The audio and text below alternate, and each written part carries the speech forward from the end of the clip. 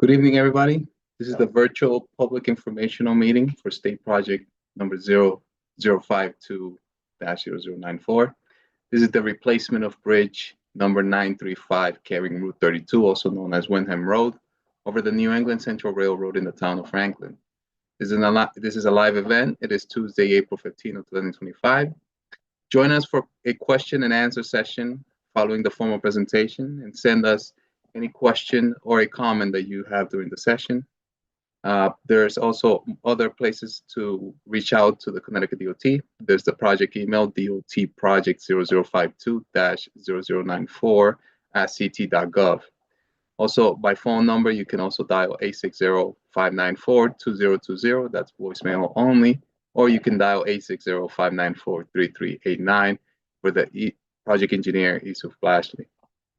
The project webpage, you can also find more information about the project. It is portal.ct.gov/DOT Franklin 0052-0094.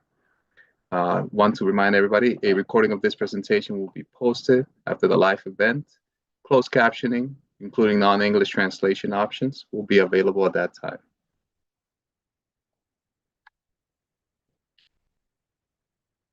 The project agenda for this virtual public informational meeting, we will do some housekeeping, introducing the project team and have meeting interactions. There's going to be a formal presentation of design, explaining existing conditions, defining the purpose and need of this project, the proposed design recommendations, and then we'll have the live question and answer session at the end. Want to point out your civil rights by Title VI. No person shall, on the basis of race, color, or national origin, be excluded from participation or subject to discrimination in the development of this project. There is a QR code. You can access that link and go to the voluntary post-meeting survey and answer some questions if you would like. There's more information about your civil rights information by clicking the webpage you see in the screen. A recording of this presentation will be posted to YouTube after the event. Closed captioning, including non-English translation options, are available on Zoom and YouTube. There's more information from the Title VI notice to the public. Individuals and organizations may file a complaint by completing the Title VI complaint form, as you can see in the link here. Complaint should be signed and included contact information and should be sent to the office, as you see in the address here.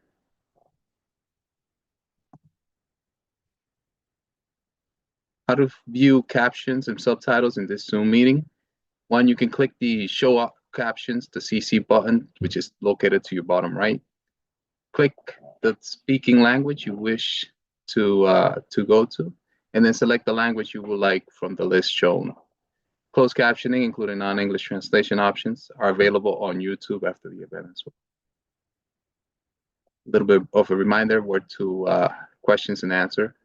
You can send us any question and answer by email at the DOT project 0052-0094@ct.gov or by phone number at 860-594-2020 or 594-3389. By Zoom, in this meeting, at the end of the presentation, you can click the Q&A, which is shown in the picture on the right side here. After you click there, you can then type your question at the green box here and hit enter, and we will be able to answer that question. There's also more information about the project by accessing the webpage, which is in the link here. And comments periods is open until April 29, 2025. The Zoom Q&A is only available during the live Q&A session, so the Zoom is only available for this session. Just going again on the Zoom Q&A, select the Q&A tool at the bottom of the Zoom webinar. Again, you can see it there. The Q&A window will open as seen on the right, so you can see on the green box, and then you can type your question in the text box and click enter. If you are an audio-only participant, dial *9 to raise your hand and lower your hand. Introduction to the project team. Derek Lassard is Transportation Principal Engineer from the Connecticut DOT. Principal Fatul is a Transportation Supervising Engineer. Yusuf Blashley is a Project Engineer. Kathleen Erickson is the Right-of-Way Project Coordinator. From the consultant team, we have Ildiko Juhas, which is a Project Manager. Mary Joy Tibay, which is a Senior Project Engineer for Bridges. Sam Martha, the project engineer for traffic, myself, Dionis Casada, CLE project engineer, and Anand Seshadri, the CLE project manager.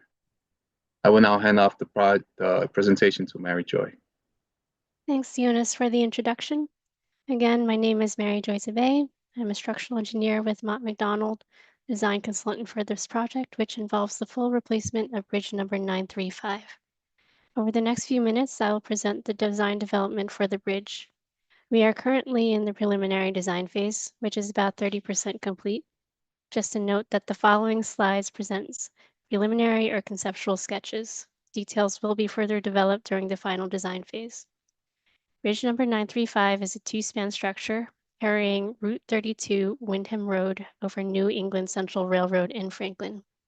The bridge is located approximately 1.5 miles north of US Route 207 and approximately 400 feet south of the border between Franklin and Lebanon. It carries bidirectional traffic in a north-south direction with an average daily traffic count of 10,400 vehicle bridges per day, 8.5% of which is truck traffic, indicating this site is a busy crossing. Next slide. Before we dive further into project details, let's take a moment to go over bridge terminology. Understanding these terms will explain the need for the project. On this slide, we have a diagram of a typical bridge. On top, we have the deck, which is typically constructed from reinforced concrete and often covered by asphalt. This is the part of the bridge that we drive or walk on. Both sides of the bridge are protected by a parapet. This can either be a concrete barrier or a metal post and beam bridge railing. The deck is supported by girders, which are the main load-carrying elements. These are typically steel or concrete beams, and they span between the bearings. Span is another key term. This refers to the distance between two supports. Bridges can have a single span or multiple spans depending on how long the structure needs to be. The deck and the girders together make up what we call the superstructure. The bearings transfer the weight of the superstructure and the load from the cars driving on it onto intermediate supports called piers and the end supports called abutments. The piers and the abutments form the substructure, which transfers the above loads down into the ground. You can think of these substructures as the foundation of the bridge. These elements are inspected every 2 years by certified bridge inspectors who record the condition of the elements. There's a standardized numbering system called bridge condition ratings that's used by the Federal Highway Administration. These ratings are based on a scale from 1 to 9, in which 9 means the component is in excellent condition. Usually the bridge owner needs to start planning for a major rehabilitation or a replacement when the number gets to 5. In case immediate repair is needed for any bridge, the department takes action right away, performing emergency repairs or closing the bridge temporarily in order to keep the traveling public safe. Next slide. Now that we've covered some basic bridge terminology, let's take a closer look at the condition of the existing bridge. Bridge number 935 was originally constructed in 1941 and underwent rehabilitation in 1990 to replace the deck. At over 80 years old, the structure is now approaching the end of its service life. From a geometric standpoint, there are several elements that don't meet current standards. The bridge carries a 2-lane roadway with a total width of 35 feet 4 inches. It includes a single sidewalk on the west side. The sidewalk is only 4 feet 3 inches wide, below the minimum standard of 5 feet 6 inches. The horizontal alignment of the existing roadway is also comprised of 3 curves with radii that again are substandard. In terms of safety features, the existing parapets don't meet today's crash safety standards. And vertical clearance is another issue. The bridge provides 18 feet 10 inches of clearance over the New England Central Railroad. However, Connecticut DOT standards require a minimum of 20 feet 6 inches, so it's about 1.5 feet short. According to the most recent inspection in 2023, the bridge's superstructure received a condition rating of 4, which indicates poor condition. Following slides will present condition ratings of the various elements of the bridge. And additionally, the current load rating is below 1. So this means that the bridge's load carrying capacity is less than what Connecticut DOT requires for safe design. Now, to be clear, the bridge is still safe to use, but these ratings show that it no longer meets modern design and safety standards. That's largely due to how much engineering standards have evolved since the 1940s when the bridge was originally designed. Next slide. This slide presents the condition ratings of the deck. In the 2023 inspection report, longitudinal cracks and light raveling was observed in the overlay or the asphalt topping. Several transverse cracks were also observed on the underside of the deck. An excerpt of the inspection report shows that these cracks extend the full width. And as noted, these elements rated satisfactory or higher. The relatively good ratings are due to the younger age of the deck, as it was replaced during the 1990 rehabilitation work. Next slide. On this slide, we see that the main load-carrying elements, the through girders, have rated as poor. This is due to the presence of laminated rust and section loss at critical locations. Section loss means that the steel plates have become thinner due to rust. Likewise, the bearing devices exhibit laminar rust with section loss. In some cases, the anchor bolts, which connect the bearings to the tops of the piers and abutments, have sheared off. Note that this bridge is comprised of floor beams and through girders, making the structure a fracture critical bridge, or to put it plainly, the main load carrying members are non-redundant, and failure of one of these members could lead to collapse. Next slide. The substructures consisting of the abutments and pier columns exhibit hairline map cracking throughout with random areas of light to moderate scaling. They have generally rated as satisfactory or higher. This is again likely due to patch repairs made in the 1990s. So although the substructures are in satisfactory condition, it's due to the poor condition of the superstructure that the bridge be replaced. Next slide. So let's discuss the project purpose, needs, and goals. The purpose, as noted earlier in this presentation, is to improve the condition of the superstructure, increase load rating capacity, improve vertical clearance, replace railing systems to meet current MASH standards. Our design and construction of the project will consider the following needs: improve roadway geometrics, maintain traffic during construction, provide train service, maintain utility service during construction, and minimize right-of-way impacts. And our project goals consist of eliminating the two girder fracture critical bridge configuration, widening the roadway to meet complete streets directives to accommodate pedestrians and bicycle traffic, and minimize the impacts of the community, emergency vehicles, and train service operations. Next slide. This slide shows the project limits in plan view. Please note the orientation. North is on the right side of screen, south is on the left. Keep this in mind as it differs from the typical top-down north orientation we're used to seeing. We have the new bridge shown in orange, placed on an improved roadway alignment consisting of a single curve. The roadway will need to be raised approximately 2 feet in order to improve vertical clearance of the railroad. As a result, project limits extend approximately 800 feet south and 700 feet north of the bridge. The yellow areas show where pavement will be resurfaced. Note that a portion of Williams Road crossing will also be repaved, and green areas indicate where grading will be adjusted to adopt the new bridge. Next slide. This graphic shows a profile of the new roadway in blue in comparison to the current grade shown in green. This illustrates how our project limits were established in order to tie into existing. Next. This slide shows a close-up of the proposed bridge in plan view. Again, we have north on the right side of the screen and south on the left. Abutments will be placed along a skew, which allows us to shorten the span length and provide a shallower superstructure depth to improve vertical clearance over the railroad. The abutments will be constructed from conventional reinforced concrete. This type of abutment is considered heavy construction, and it allows us to locate the abutments closer to the tracks without the need for crash falls. This slide shows a comparison between the existing and proposed bridge configurations. The existing bridge is a two-span structure supported on 2 concrete pier columns which straddle New England Central Railroad and 2 abutments at the ends. It has a total structure length of 235 feet. The new bridge will only have a single span, 155 feet long. eliminates the need for intermediate piers, and note that the vertical clearance over the railroad will be improved to meet minimum standards. Next slide. Taking a closer look at the cross-section, the new bridge will be slightly wider than the existing, with an overall width of 44 feet. The curb-to-curb roadway width is widened from 35 feet 4 to 41 foot 6 inches, consisting of two 11-foot lanes, 3 to 4 foot buffers, and 5 to 7 foot 6-inch shoulders. Although the proposed bridge doesn't incorporate a sidewalk, the west shoulder, or the shoulder on the left side of the proposed section, is made wider to accommodate a future sidewalk. As shown in the sketches, the new superstructure consists of 6 steel girders instead of 2 main through girders that's shown in the existing section. So this eliminates the non-redundant configuration. The girders will be designed and dimensioned to achieve that required vertical clearance under the bridge.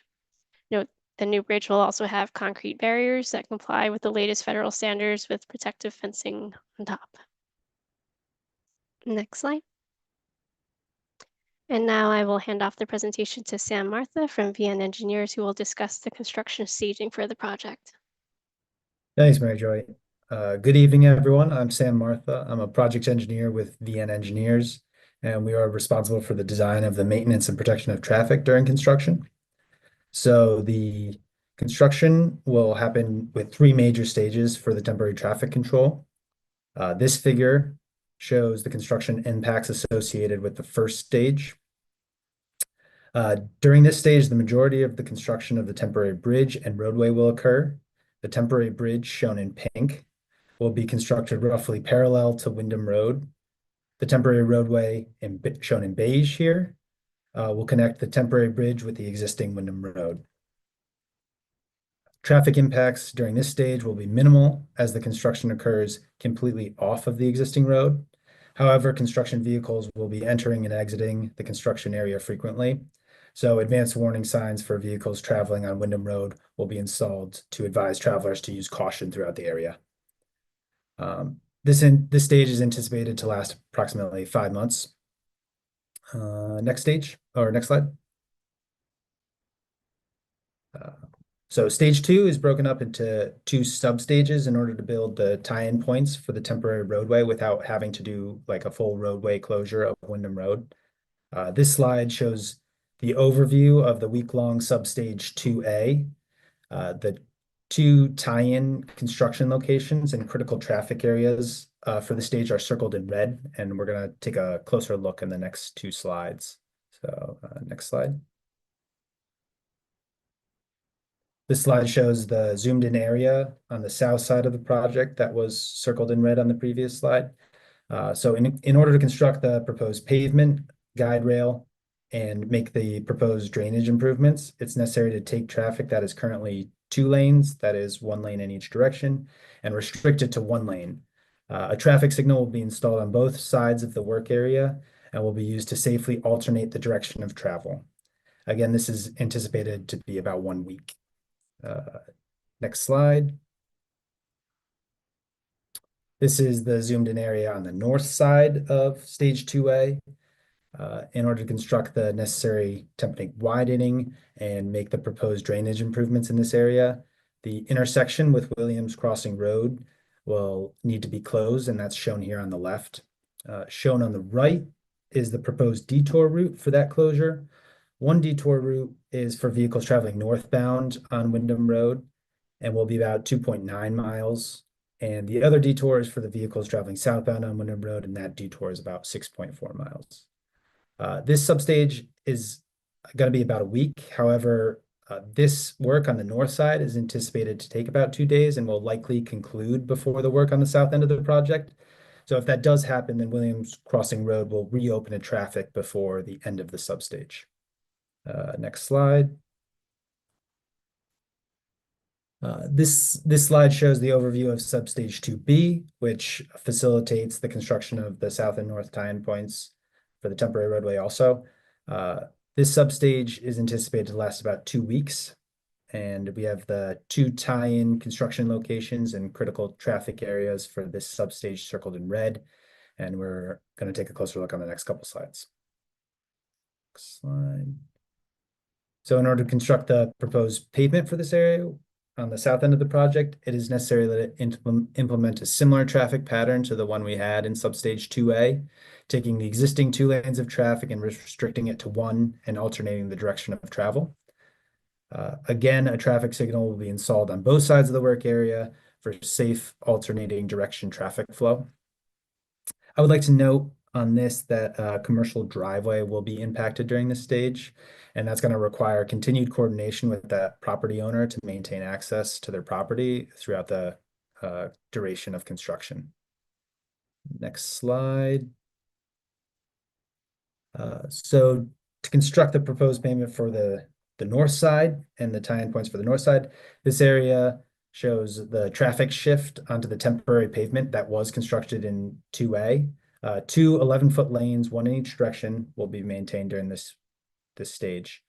Also, residential driveway, similar to the commercial driveway on the other end, it's going to be impacted during this stage, and there's going to be continued coordination with this property owner to maintain access to their property through all times during construction. Next slide. Stage 3 is the final maintenance and protection of traffic stage. Traffic is going to be shifted onto the temporary roadway shown in beige and the temporary bridge, which is shown in pink, that were built in the previous 2 stages. The figure below the map here, that shows the section of bridge pretty much from the driver's perspective. You can see there's an 11-foot lane and 1-foot shoulder in each direction that's going to be maintained at all times during this stage. And this stage is going to last about a year, as the proposed replacement bridge is going to be constructed in the existing bridge location. Now I'm going to pass it back to Mary Joy for the rest of the presentation. Thank you, Sam. We'll continue on to address utility and drainage impacts. There are overhead power lines located along the east side of the roadway, which will be temporarily relocated to the west of the bridge prior to construction. They'll be permanently relocated back to the east after construction is complete to provide easier access for maintenance. Roadway drainage will also be improved as part of the project due to the proposed roadway widening. We'll need to add additional catch basins at both approaches to the bridge. Next slide. This slide shows the impacts to right-of-way. Again, north is on the right side of the screen, south is on the left. Property lines are shown in red, with required easements for construction shown in blue. Note that acquisitions are anticipated due to drainage work, particularly at the northeast quadrant of the bridge, which is shown in pink. Kathleen Erickson from Connecticut DOT will continue on to discuss right-of-way laws and the acquisition process. All right, thank you, Mary Joy. So again, my name is Kathleen Erickson, and I'm a project coordinator with the department's Division of Rights-of-Way. Our office is responsible for acquiring property rights that are needed for transportation projects all throughout the state. So as just mentioned, this project will require the acquisition of property rights. So I'll be giving you a brief overview of what our acquisition process looks like. Before I get further into that, though, I do just want to mention that the specific property impacts for this project are still being finalized, and they may change as the design progresses. Also, any required property rights that will be acquired in accordance with Connecticut General Statutes Sections 13A-73 and 13A-98E, as well as the Uniform Act. And next slide, please. So the right-of-way acquisition process begins once the design has progressed to a development milestone and all of the impacts for the project have been determined. At that point, each affected property owner will receive from our office a formal letter of intent to acquire, along with a property map which depicts the exact property rights to be acquired. On the screen here, you can see a sample of what the property maps look like. Next, our office will determine the fair market value of those property rights, which will be used to establish an offer of just compensation. That offer will be sent out to the property owner in writing, and a right-of-way agent will be available to meet with the property owner to explain the project, go over the specific impacts to their property, and to explain the state's offer. The property owner will have a reasonable amount of time, which is typically about 30 days, to consider the state's offer and to enter into negotiations. Once an agreement has been reached, the department will prepare all the necessary paperwork to record the deed and the property map on the town land records. However, if an agreement cannot be reached, in order to keep on schedule, the department may acquire the necessary property rights through its power of eminent domain. In that event, the state would file a notice of condemnation in the Superior Court, along with a monetary deposit in the amount of the state's offer. The owner would then have 6 months from that date to file an appeal if they felt the state's offer was inadequate. Now, whether or not the owner chooses to appeal, the money that's deposited in the court is available to be withdrawn by the owner at any time. It is important to note that the state will only be acquiring property rights that are needed specifically for the project. If there are any questions, though, regarding the right-of-way acquisition process, I'm happy to answer them during the Q&A portion of tonight's meeting. But for now, I'm going to turn it back over to Mary Joy to continue the presentation. Thank you, Kathleen. In regards to environmental impacts, a wetlands flagging program identified some wetlands at the southern and northern end of the site. They will be impacted due to construction of the temporary roadway, but will be restored as part of the project. We do anticipate some general permits, the CT Deep Inland Wetland General Permit, the Connecticut Deep Stormwater and Dewatering General Permit, and the US ACE 404 self-verification. Next slide. Construction is anticipated to be completed over 2 seasons, approximately 18 months, and is expected to start in spring of 2027.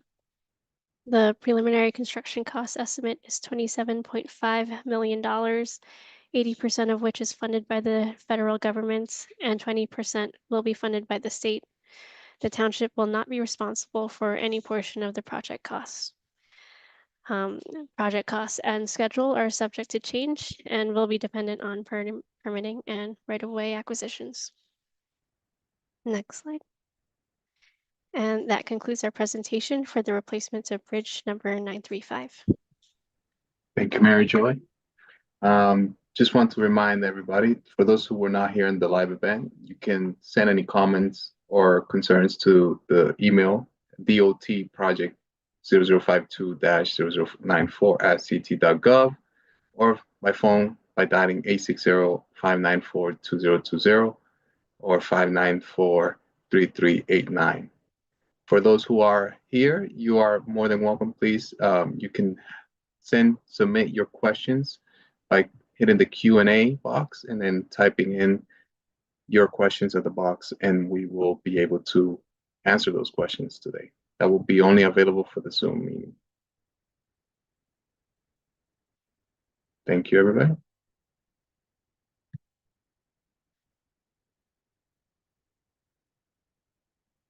We will wait for any questions to come in. Again, if you are not attending live, you can send questions to the email address. You can also go to the project webpage and see more information about the project. The comment period is open until April 29 of 2025.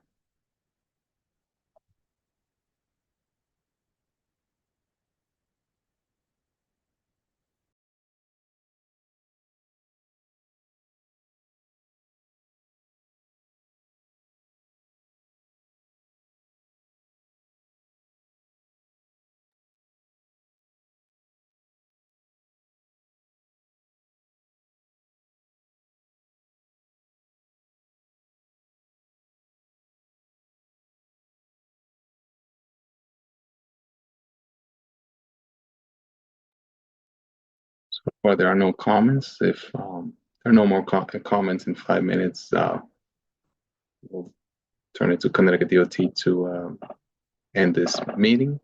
For the time being, we'll wait a couple more minutes for any questions to come in.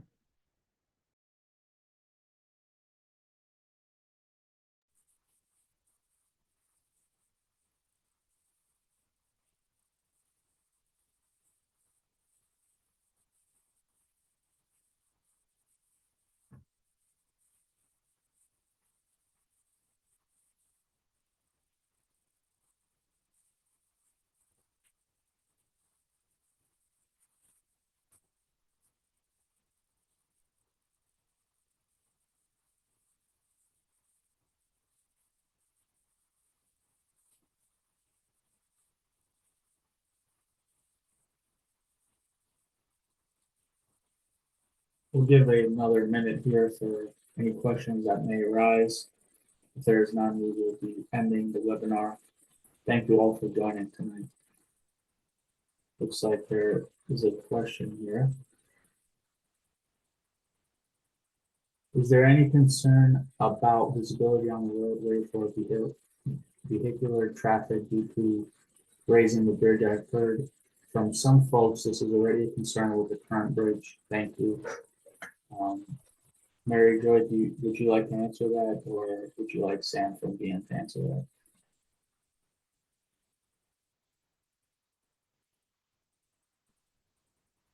I'm going to defer to Matt from our civil team.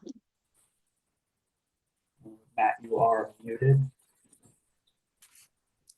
Yes, so the highway geometric design is not being decreased in any way. We are improving the vertical clearance and horizontal clearance as much as possible. Now there is limits obviously for doing so, but we are improving as much as possible the horizontal and site clearance and the vertical site clearance. We are realigning Williams Crossing Road slightly as well to improve that. Thank you, Matt.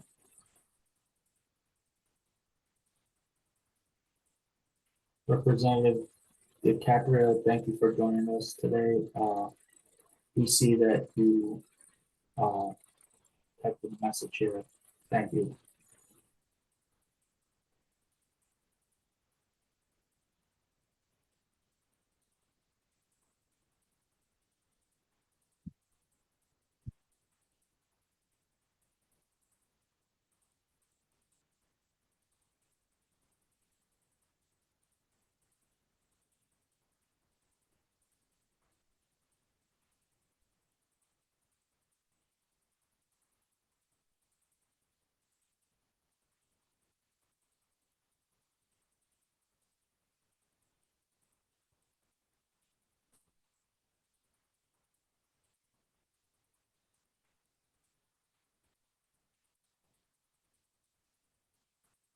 Okay, we'll wait another couple of seconds. If there is no further questions, we'll be ending the webinar.